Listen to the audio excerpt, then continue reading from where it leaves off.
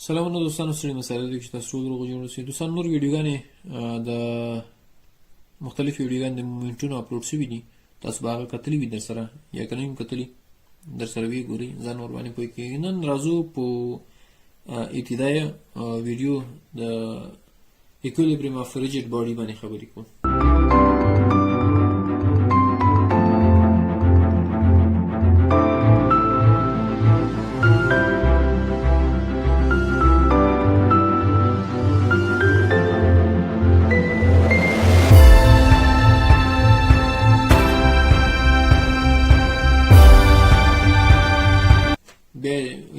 فری باډي ډیاګرام باندې در دغه کې کوم څه معنا راځو پیږي. ګورئ، یو جسم ده، د باندې مختلفې قوې عمل کوي، او دا مختلفې قوې مختلف بازوګان لري چې کله بازو ودرلود مومنټ رامنځته کوي. دا اف یو قوه ده، اف دوه قوه ده، اف درې قوه ده، اف څلور قوه ده. صحیح ده. اف یو مومنټ، اف دوه مومنټونه رامنځته کړي دي. ګورئ، مومنټ چې رامنځته کیږي د بازو او د قوې ترمنځ رامنځته کیږي. کله چې یو قوه بازو ولري نو هغه مومنټ رامنځته کوي، یا لږ یا ډېر خو مومنټ رامنځته کوي. صحیح ده. لکه دلته چې کوم یو شکل ده. بل ګورئ، محصله ډېر قوې محصله چې موږ د دې ټولو قوو محصله موږ پیدا کړو. صحیح ده. یا څو مومنټونه وي دلته د قوو محصله چې موږ پیدا کړله، نو بیا دغه قوې او بازو لري چې یو مرکز ته په یو جسم باندې عمل وکړي. یو سانتي که بازو هم ولري هغه مومنټ ورکوي. دا خو د انجینري اصل ده. تاسو باید چې په دې باندې پوه اوسئ. په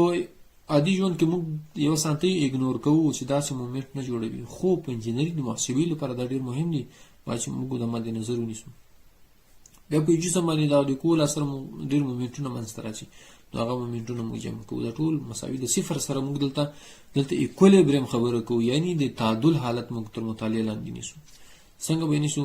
ګوره، په یو جسم باندې د ټولو قواو مجموعه باید چې مساوي د صفر سره وي، او د ټولو مومنټونو مجموعه به هم باید چې د صفر سره وي. دې ته موږ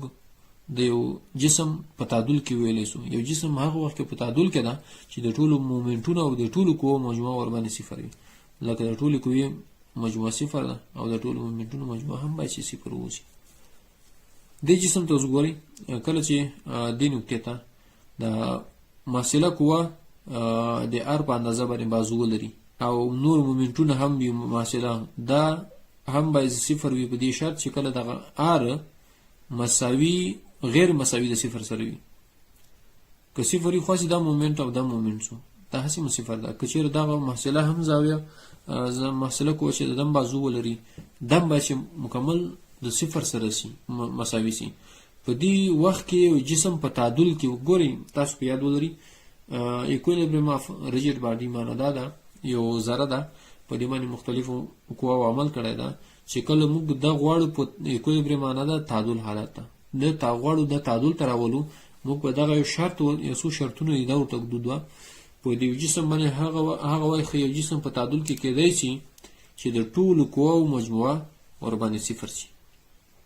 او د ټولو مومنټونو مجموعه چې د قواو له سر راغلي وي ورباندې صفر شي. دې ته موږ دی وخت یو جسم ته موږ په تعادل کې ویلی شي چې دا یو جسم په تعادل کې ده. بل فری باډي ډیاګرام باندې زه پوهیږم چې دا ډېر یو د انجینري غټ اصل د فری باډي ډیاګرام د ګورې محاسباتو کې نه ده. فری باډي ډیاګرام ډېر زیات په درد خوري. ګورئ، زما کوم یو اسپیکټ د فری باډي ډیاګرام چې ده هغه هم زه تاسو ته وایم، او د کتابونو هم زه تاسو ته وایم، او تاسو خپل هم پیدا کولی شئ. دې دوه حالتونو نه به خالي نه وي، یو زما او یو د کتابونو، چې هر یو تاسو غوره ګڼل هغه نه تاسو خود مختار استفاده کولی شي. ګورئ، ما دلته نوٹ لیکلی ده، it is rough sketch of real diagram ده. rough sketch معنا دا ده د فری باډي ډیاګرام خبره ده چې یو rough sketch موږ یو نمونه داسې فرضو چې دغه یو هغه اصلي شی دغه یو خط څو، لکه دا یو اصلي جسم د یو بیم ده. کتابونه داسې لیکي، زه داسې لیکم. یو rough sketch ده، زه داسې فرضوم چې دا یو بیم ده، دلته یو بیم ده، لاندې ریاکشن ورکړی، دغه دیوال د اتکا ده، د لیکین ورته قوه ورکړی، ما دغه یو خط کش کړی د فری باډي ډیاګرام اف واي قوه مې ورکړی ده. دا یو رف سکیچ سو، یعنی بیا که بل اصطلاح باندې وایو the real diagram imagine like suspended freely، یعنی یو ډیاګرام چې دا یو جسم دا وای دې فرض کوي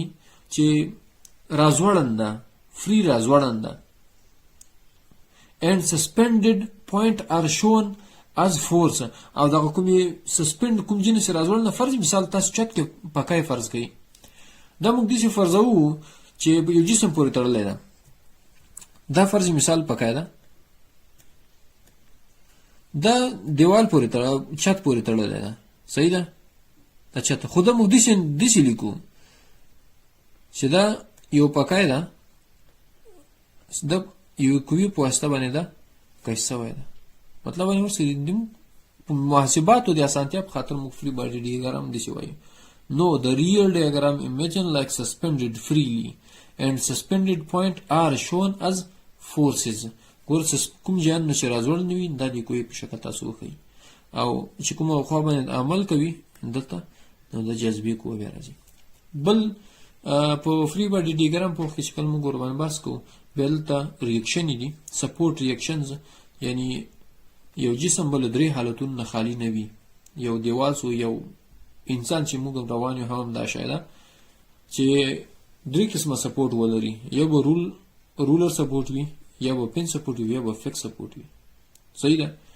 درې یا به د دې نور هم د هنجونه وي هغه هنجونه هم په پن سپورټونو کې بیا راځي یا په رولر سپورټونو کې راځي تاسو وخت تیرېدو سره ور باندې پوهېدلی شئ اوس دا رولر سپورټ باندې دا ده چې دغه شکل لري کتابونو کې ټول کې ورته ذکر ده لکه یو بیم یا ګاډر ته تاسو تیګه کېږدئ نو هغه کچېرې موږ په دغه ته باندې یو بل طرف ته وویو حرکت کوي ځي خو کله چې له پاسه موږ په دې باندې لوډ وارد خو دا کته نه ځي ولې لیکنه د دې ریاکشن ستا نو کله خو موږ لغته ورکو یا لیکه کو یا موږ خو ته تیر وو د ځي نو دې ته موږ رولر سپورټ ویل کېږي وایو کتابونه هم ورته وایي چې خالی دیوال په محور باندې ریاکشن ولري بل پن سپورټ معنی دا ده چې لکه فر مثال دیوال ده په دیوال کې باندې موږ یو ګاډر کې خو ده د دې سره جوخت څنګه خو ته بل دیوال ده دسي چې لپاسه موږ کوه وریدو دیوال د محور کوه موانع کې دیوال چې کوم یو ده دیو خاطر یو بل دیوال ده ورسره دسي فرض کړئ چې دی خو نور باندې موږ کوه وریدو دغه دیوال یې سره وي صحیح ده داسې لیکل هغه کې رسم دا شي یعنی او دا رولر سپورټ داسې ده او پن سپورټ داسې ده دلته یو ټکی وي د پن سپورټ ولګي یعنی دوه ریاکشن د ایکس او واي ریاکشن لري ایکس او واي ریاکشن بل فکس سپورټ د فکس سپورټ معنی دا ده لکه په دیوال کې دی یو بیم وي دا کته لوډ ور باندې واردې هم د کلک وي که د کشکوي هم کلک وي که پورته د کګي هم کلک وي او کله د کوه لاسره مومنت ور باندې راځي دا هم مقاومت کوي نو مطلب تر دا چې دلته درې ریاکشن دي د ایکس او واي ریاکشن خاصه استور کې د مومنت چې دلته د یو لاسره دا مومنت کوي د مومنت مقابل کې هم د مومنت متقابل مومنت تولیدوي چې متقابل مومنت تولید شو نو په دې باندې پوښتنه د فکس سپورټ ده بل دلته مثال تاسو د فرض کړئ ګوري تاسو ما ویل دلته زما اوس کوم یو اپروچ د فری باډي ډیاګرام لپاره یو خط د خوان ریاکشن دا یو خط دغه جسم فرض کړی دا ریاکشن مومنت د خوان ریاکشن تاسو یو داس یو بیم ده په دیوال کې نو یو کوي ور باندې عمل کړی دلته فکس سپورټ لري نو فکس سپورټ لپاره موږ دي کولای شو کوی دي کشکای دی په مقابل کې دا کوی دي کشکای کې خدای دي کشکای ترڅو د جسم په تعادل تراولو صحیح ده